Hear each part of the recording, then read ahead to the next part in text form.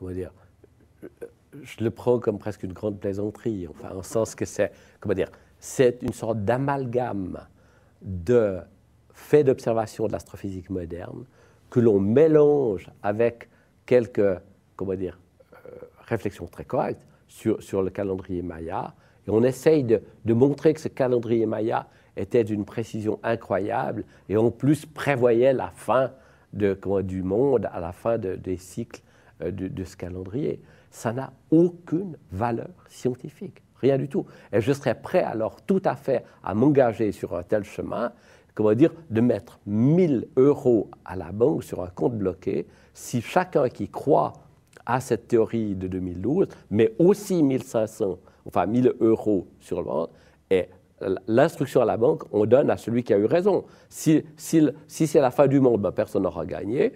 Si l'axe de la Terre se renverse comme c'est une des prédictions comme ça, eh bien, je donnerai les 1 000 € à cette personne. Si inversement, il n'y a rien qui se passe dans les grandes prédictions catastrophistes, c'est moi qui prends le magot, comme ça. Je suis tellement certain que c'est n'importe quoi, comment dire, il ne faut donner aucune crédibilité à ce genre de discussion. Bon, ben, s'ils jouent le jeu, hein, tous ces gens, 2013 sera a priori une année de richesse matérielle. Pour l'un ou l'autre, mais je pense pas, moi. Et le fait que alors oui, c'est important ça, Monsieur Mayer, cette inversion d'épaule, la Terre qui bascule sur son axe. Bon, alors, ça rentre dans le domaine des probabilités.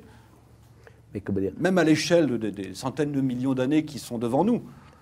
Comment dire, c'est toujours typique de ce genre de théorie ésotérique qui récupère une partie de certains travaux de l'astrophysique moderne et les incorpore dans ce genre de théorie ésotérique. Oui, l'axe de la Terre a des oscillations.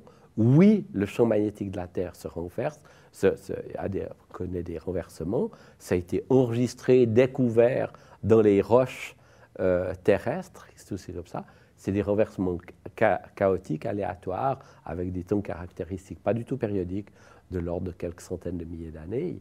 Comment dire, ça n'a rien à voir avec le calendrier Maya. Et en plus, ce ne serait même pas une catastrophe. Alors encore moins de prédire qu'il va se renverser le 21 décembre 2012.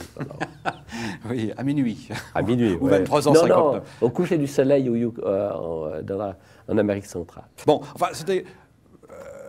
pardon de vous avoir posé cette question. Vous avez évidemment des objectifs qui sont a priori, enfin même pas a priori, beaucoup plus carrés et mathématiques que cela, mais on en entend de plus en plus parler aujourd'hui.